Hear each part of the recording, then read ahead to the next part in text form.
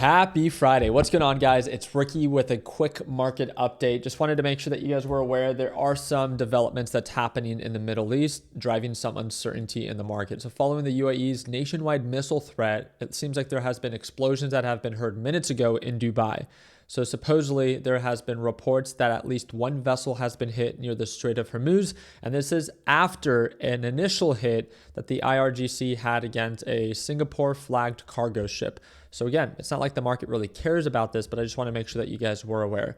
With that being said, there was also a development when it comes down to, did you guys hear that OpenAI, who was supposed to IPO this year, is now pushing it back until 2027.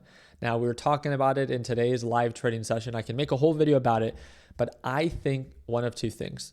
First, Sam can see that the SpaceX IPO was not incredibly successful. Yeah, it still supports an irrational valuation, but not to the degree or the extent that they probably wanted it. The second thing is, could it be an ego thing? He wants a bigger IPO than SpaceX, and knowing how much of SpaceX has already taken, maybe it's not the smartest thing to do it right after. But if he waits and then market sentiment really turns bad, and if OpenAI is in a position where they might need money later down the road, could that even be a worse time to IPO? Again, we'll see, but it seems like market sentiment did not like that OpenAI was pushing back its IPO. And the reason why is that, again, there's a lot of market volatility, a lot of uncertainty. You guys let me know down in the comment section what you think, but are you noticing more willingness to sell off? I feel like in the past 2 weeks, we have seen more willingness to sell off than in the past 10 weeks, right? The market doesn't seem as resilient. It's still incredibly bullish, right? And it's still bullish overall. It's still building an ascending support. We have not broken the support at 700. NASDAQ and S&P 500 are still incredibly bullish. With that being said, we have a big gap down. And if market sentiment can turn negative enough, can we break that support and really begin to sell off? The part that excites me most about this is that if overall markets begin to drop, think about this. Bitcoin's already down 50%. MSTR is already down 81%. All these stocks that are already down a significant amount, it's only going to get worse for them if overall markets begin to drop. Remember, it's an incubator effect. And the more that they drop, the more that those individual stocks will drop. Because again, those stocks individually are probably more speculative. With that being said, again, I wanted to show you guys this interview. It's insane to me, right? A lot of you guys know Michael Saylor and his company MicroStrategy is completely just falling apart right now. And I think it's really important to see his tone. Again, he's so arrogant. And you guys let me know down in the comment section what you think. Right? I mean, that's the engineering. I give you the upside, you have no downside, and I pay you a dividend while you wait to get rich. Okay? Which is... So he was being asked the question about what is the potential risk about investing in MSTR or an STRC. What do you mean there's no downside? STRC investors are panicking right now. STR investors are down over 25%. At one point, STRC today alone hit lows of, what was it? $71.25. Now, fortunately, it's trading at 75. So now it's only down 25%. But think about that. Remember, STRC is supposed to be trading at $100. You're supposed to be able to put money in it. It stay at $100 and you get paid 11.5% interest.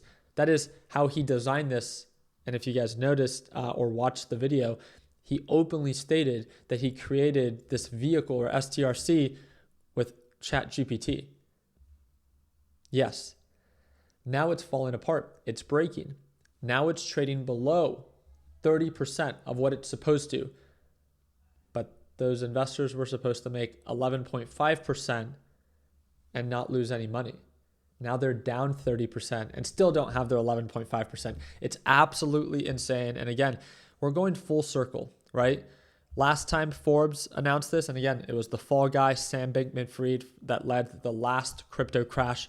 And it looks like Michael Saylor is leading it this time. Again, I'm so excited to continue to pay attention to the development of MicroStrategy. Some people think, and again, I can see that, oh, wow, it looks cheap here. It looks like a bargain.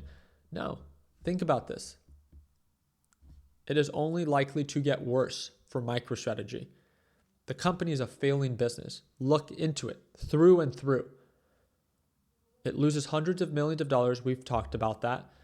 But nothing that Michael Saylor has done with MicroStrategy is special. Any CEO, any person that runs a publicly traded company could have done the same thing. Think about this. Your business is so terrible that you resort to, shoot, we're losing too much money. I'm just going to start borrowing against our shareholders and buying Bitcoin and try to run off of that hype.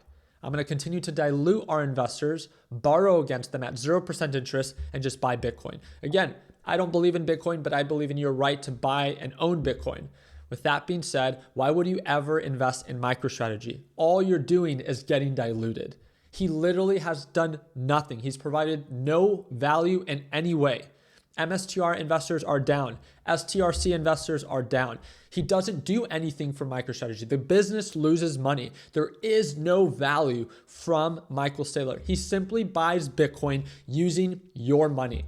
And the only reason he's able to do this is because he runs a publicly traded company. Again, it's a ticking time bomb for this person to be thrown in jail.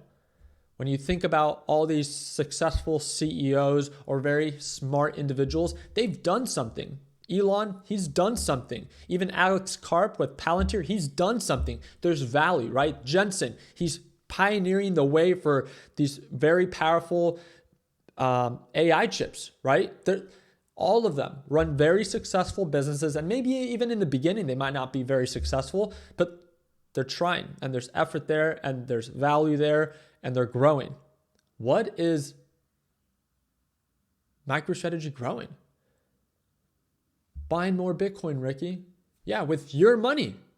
Literally nothing special. That's the part that's like, when people try to perceive him as, oh, he's a genius, you just don't understand him. Understand him for what? His failing business, or that he uses your money that he doesn't have to pay you any interest on when he borrows against you to buy Bitcoin.